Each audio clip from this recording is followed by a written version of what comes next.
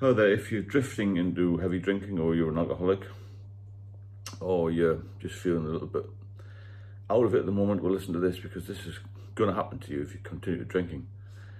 And it's really about isolation and loneliness, and how the days drag, and how the night times in particular drag. Because night times for me were pretty desperate, really, to be fair. At least during the day, there's some activity around, even if you don't get out very much. You know, at least it's light at some part of the day. But night times, I'm going to take you through a typical night when I'd been up since about maybe lunchtime. Gets to 5 o'clock, I should have had a few drinks, and I would force myself to go out. You know, I was really weak. I'd lost a lot of weight, felt grubby, felt very down, very, just full of remorse, I suppose, and thoughts of where's my life gone, and why has it been like this, and all this sort of self-pity nonsense, which is no good for you. So I used to use a local taxi firm. The pub was only about a mile away, maybe less than that, to be honest. I could walk it now in a few minutes.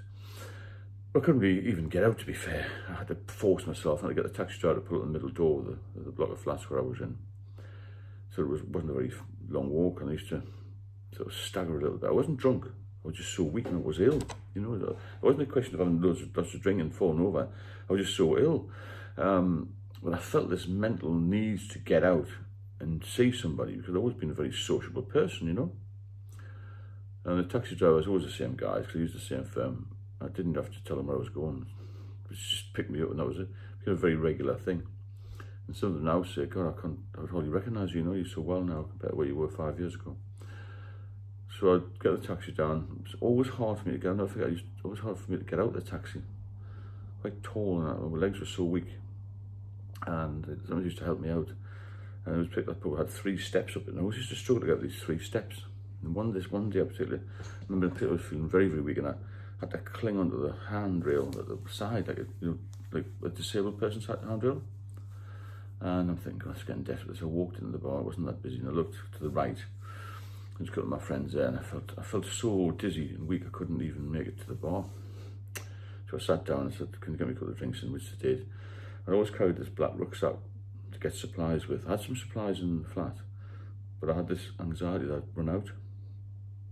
And so I used to say to this one guy, do you mind this neighbour next door? It was one of these, like, wasn't off license, so a general store thing, was open till late, 10 o'clock I think. I said, give me a couple of bottles of beer, get me some cans of beer. I used to drink Stella, 8 cans of Stella or something. And he said, have you not got any in your house? Oh, I've got plenty in the house, I need some more. And I was weighted down this bag, you know, I would carry it sometimes. So he'd get me a couple of drinks, and I couldn't go to the bar, I was so weak. At that point, I'd been drinking strong lager for years.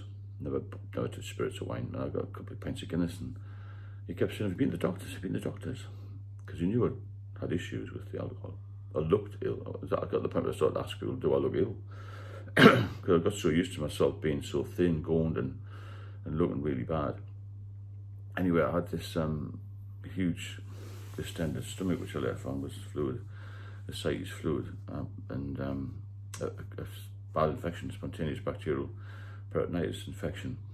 And all this was caused by the liver not working properly. The liver was failing, to be fair. When you're ill, that ill, you put off seeing the doctor, you know. And all these people said, you should get the doctor, I didn't have the strength to get the doctors, to be honest. I was frightened I wouldn't make it, I would collapse or something. All these mad thoughts go on in your head, you know. You feel like you can't get out, you've got to have help, and you don't get the right help. There is help out there, you've got to push it a little bit though. You've got to help yourself as well sometimes, not just lie around and keep pouring the drink in your mouth. When you get past that point, you become, it disabled me, mentally and physically. So I'd sit out 2 or 3 pints in the hope I'd feel better. Because you know, when you're younger, you have a few pints, you feel that warmth, that glow, that euphoric feel of, oh, I've got a few drinks and everything's getting a bit better, a bit louder, a bit brighter. When you're an alcoholic, everything is, you're very sensitive to every noise and every change of light, and every person shouting, every person laughing, any doors banging, that sort of thing. I was a bit of a nervous wreck, to be fair. So I'd have a few of these drinks, and then I'd ring up a taxi firm and pre-book it for 11 o'clock. I always used to wait at the last minute to go. And then I used to stand outside, sometimes it was freezing cold, you know, and wait for this taxi. When it was icy, it was even worse. I couldn't walk really. And I just get the taxi driver to walk over to me and help me in the car. I was only 57 at the time, you know. And get back in the car. It was dark obviously by then. Get back to the flats, and the flats were just deadly silent.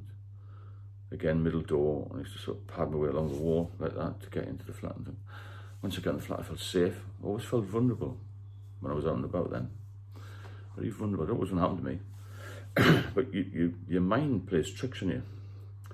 And you go into the flat, and at the time I had rats, would you believe? There was always rats running around, rat mess and stuff. I had to clean all that up, which is hard. That was a different story. But the loneliness aspect of it, so I had this radio I used to put on, and it was TalkSport or 5 Live or something I used to put on, and get some more cans, and it was about midnight by then. I hadn't really had anything to eat. I used to try and force some cheese or something down me. I used to sit on the side of the bed, basically all night, lonely, couldn't ring anybody. Nobody ever rang me. TV was growing, no hot water. And the night times went on and on and on.